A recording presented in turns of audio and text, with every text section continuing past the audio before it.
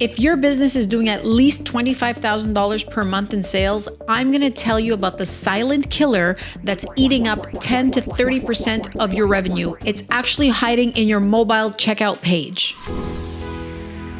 Mobile traffic now takes up at least 60% of online visits and sales. So what that means is more and more people are relying on their phones to make purchases, and some of them are even actually quite large. Where it used to be reserved for small transactions, we're now seeing people buying $1,000 products and so on and so forth on a mobile checkout page. Now, the crazy part is that most mobile stores actually convert very poorly. And why is that? It's because the payment page on mobile usually has a lot of issues that we're not seeing on a desktop version of the same page. So today, I'm going to talk to you about some really quick fixes and some things that you can implement in your cart today that will take you only a few hours at most, and you will see your checkout page conversions on mobile multiply, and you will add thousands of dollars to your bottom line like that. So now you may be saying, Maria, my mobile checkout is great. I'm converting very well, and there's no issues and so forth. Let me give you a few stats. So on average, mobile checkout pages convert at 1.8%, whereas we're seeing 3.9% on the desktop version. Now, obviously there's other factors at play. Perhaps people are a little bit, less interested when they're on their mobile than when they're on their desktop, but that is still a huge difference. I mean, a lot of these are actually due to cumbersome checkout processes or, customers not understanding how to finalize their purchase and so on and so forth. So there is a lot to capture there. I mean, even if you close the gap by 0.5%, that could mean a lot of dollars for your bottom line. Now, I'm going to give you a quick list of what I see constantly on mobile checkout pages that causes issues for everybody. And I mean, any merchant or any business that I work with, I see this over and over again. I just ask them to fix a couple of things and we see an immediate improvement. So number one, using tiny little buttons. So seeing and verifying how big the buttons are in order for people to check out. I mean, obviously as older demographic products are more prevalent and more older people are buying, sometimes clicking on that little tiny button is very difficult. It may take them to the wrong place. We've all done this before. You click to close an ad, instead you open it, and that causes more problems. So make sure that all your buttons are clickable. Test it on Apple devices and various versions of iOS. Also test it on a couple of Android devices to make sure that it works well on both, right? So, a little tiny button, when somebody's trying to press and they're unable to press it, they'll probably give up and just move on. So that is very, very important. You should really get a couple of different people to try it out to make sure that it's working properly and they're able to click the buttons that they need to be able to check out properly. Now, another thing, when somebody's entering their credit card information, obviously they want to buy from you. If they have to pinch and zoom very large in order to be able to see the fields, that can be pretty cumbersome. So obviously your space is limited. Your font has to be a little bit smaller, but try to, fill up the screen as much as possible with, the fields that you need for your credit card. So people don't have to really pinch and zoom out as much as possible, and try to keep things in a nice structured column. So, obviously they can just go through everything one by one without having to make the screen too big. And then, they might get lost and forget where they're at. And obviously that's going to cause a drop off. Now, another thing is that you should make your form optimized to autofill customer information. Most people have, their information saved on their iPhone. They can just press autofill, but you need to make sure you have the steps taken on your checkout page to be able to accept the autofill well. So that's a very easy fix. You can get somebody in your dev team to do that pretty much immediately. And if you don't, you can decide to use a hosted payment page from, your payment provider to see if that actually converts better perhaps on mobile. So a lot of payment providers, what they do is they have these pages optimized for mobile, for desktop, and so forth. So sometimes their page may actually do better than yours. So if you're unable to make these fixes, then consider using a hosted payment page. Now, obviously, if you're on mobile, depending on the device the person's using, Apple Pay and Google Pay have really taken over the payments market on mobile phones. So if you're not offering Apple Pay or Google Pay, that is a huge missed opportunity. So make sure that you're offering these payment service types. Now, if you have, for example, a merchant account, like if you're working with my company, Direct PayNet, we get you a merchant account and you need Apple Pay and Google Pay. Well, our gateway, just like most of every other gateway in the US and in Europe and so forth, we can plug in Apple Pay directly into the gateway. So you'll be able to accept credit cards as you usually do, but there's going to be a plugin for Apple Pay and Google Pay. And most payment processors, like I said, whether you're working with us, Stripe, PayPal, and so forth, they have plugins for these mobile payment modes because they're very popular and people actually really like to just click on Apple Pay and be able to pay. So if you're not offering this, you're losing a lot of customers and obviously a lot of revenue as well.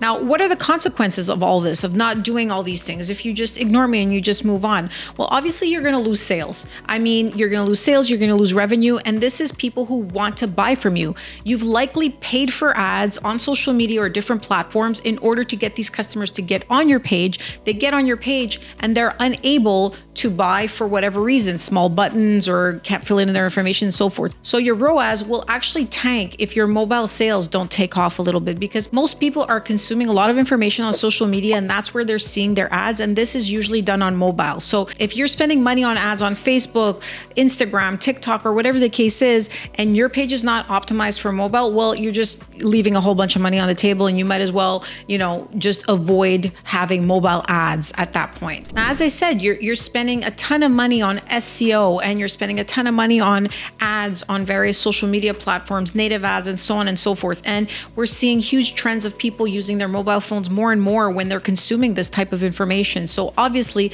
if you're checkout page on mobile is not optimized, then you're losing these customers. Eventually, more and more people are getting off their desktops and getting more on mobile. And, the market of desktop is going to go lower and lower, and you're going to see more people buying consumer products on their mobile phones. So it is very important to optimize with the tips that I gave you earlier. And the important thing for you to realize is there are solutions that are hosted payment pages, and there are a lot of developers that know how to do these things very quickly. So it really will not take very much time to implement these things and to test them out. And what you might want to do to really understand the checkout process is choose 5 random people from your surrounding and have them do the checkout process on a desktop, and then have them do the same checkout process on mobile, and have them record themselves doing this so you can see how they're navigating, through your pages and so forth, and you'll see where the bottlenecks are. And, this is maybe a test that sounds very basic, but honestly, I get so much information by just asking people in my family, my friends, and so forth to go on various checkout pages and just buy a product, and then just record yourself buying this product. And then just watching them do this will give me so much information on where perhaps there's some problems with my checkout page or my order form or,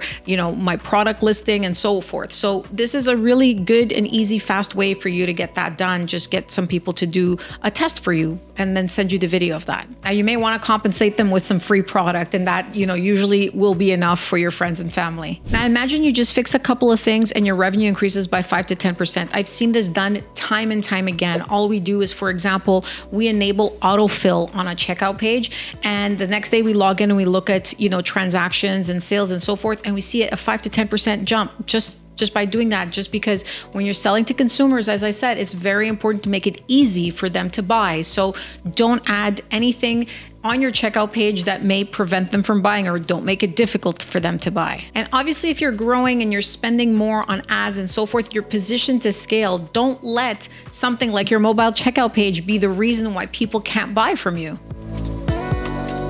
Now, what are some must things that you need on your mobile checkout page today to ensure that you don't have the issues that I was talking about earlier? Now, number one, you need express checkout page options. Like I said, whether it's Google Pay, Apple Pay, or various other providers that offer one-click payments like Shop Pay and so forth, you need to add as many of these as possible. Now, I know it's a little bit cumbersome to have all these different options. The issue is not offering these payment modes may, lose you a couple of sales, and it really is just a little bit of tech work and a little bit of legwork in order for you to get yourself up and running with these different providers. And like I said, most of the time, all these various providers, they are already plugged into your main payment gateway. If you're using, for example, Stripe, or you're using Authorize.net or NMI, they have all these plugins available for the various payment modes. So on a tech perspective, it usually is very quick and easy to add these different payment modes. The only thing you may have to do is a little bit of legwork to apply and get an account open. So that might, take a little bit of paperwork or a few various forms that you need to fill out in order to be able to accept these types of payment modes. One thing you have to do is you have to try on mobile, especially, to minimize the length of your checkout process. So, if you haven't understood this already from what I'm saying, a one-page mobile checkout is necessary. Having people fill in, for example, their address information, going to step 2, step 3, step 4. That was something that, used to get done in the early days of commerce online. Right now, you really need to have a one page. So if somebody says, I'm buying this now, they click, you let them choose the package they want and enter their credit card information and their personal information right on that same page. You don't want them clicking somewhere else. You don't want them getting bogged down by buttons or things that they need to navigate to. You want everything just in that one page. You want to try to make it as central as possible so everything kind of flows in one column, and it can make their process quick and easy, and they can move on. Now, you may want to cut out unnecessary fields. For example, if you're selling a digital product and you don't really need to collect a customer's billing information because you're not actually sending something like that out, you may want to consider removing address. You may want to just collect, for example, their zip code, just to make sure you're preventing some fraud. But try to lower the amount of information you requested to only things that you really need, and obviously not just leaving the doors open to fraud, but making sure that you're just collecting very necessary information to make the checkout process as painless as possible. Now, also, as I've mentioned, you hear me saying speed. Speed is huge. So it's not a matter of just how quickly they can get through the page. It's also how quickly you respond to them. So making sure your connection to your payment processor is quick. I'm talking, milliseconds here. Somebody waiting 2 seconds, for example, to get approved, they may have already moved on. The average attention span is just getting smaller and smaller. So you should make sure that your page speed, your page load speed, and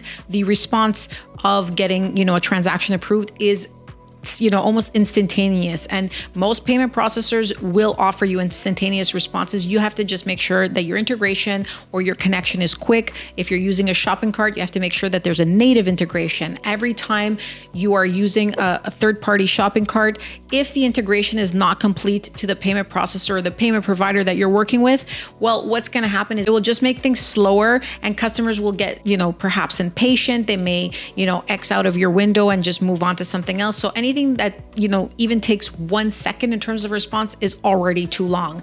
So I know this sounds kind of wild, but we're living in this world and we are getting responses for transactions, whether they're approved or declined, in micro fractions of a second. So you should be able to tell your customer, yes, thank you, you've been approved, here are the next steps, and whatever the case is. Now, just to keep on the speed theme, what you want to do is you want to get that initial purchase in as quickly as possible. So you don't want to offer them too many upsells or too many other products on that main page. What you may want to do is offer your main product that they were interested in, the ad that they clicked or whatever the case is, get through that checkout process. And then, once the transaction is approved, is present them an upsell. So it comes after the initial transaction is approved. If you put too much information on your mobile checkout page, obviously, a customer may slow down to read it, may get impatient, may get confused and not really understand what they need to do in order to buy this. Also, if you make it, a little checkbox for them to click off that they want it, they may be just fiddling with that checkbox and not be able to move on in order to buy. So my suggestion is, if you have upsells on a desktop checkout page, you can take a different strategy than on a mobile page. What you might want to do is, on your checkout page on desktop, you may want to have your upsells there and people have more space and are able to see things a little bit more clearly.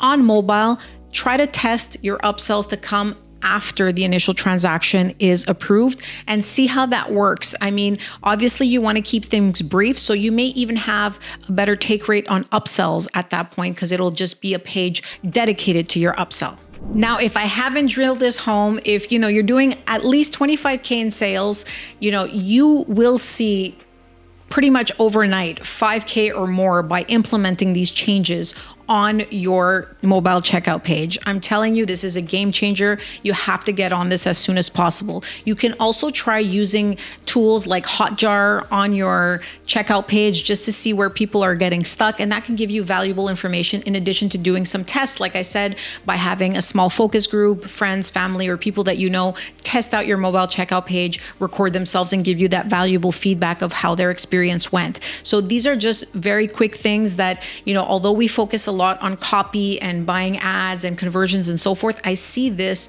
very often just forgotten. Business owners just don't understand how important this is.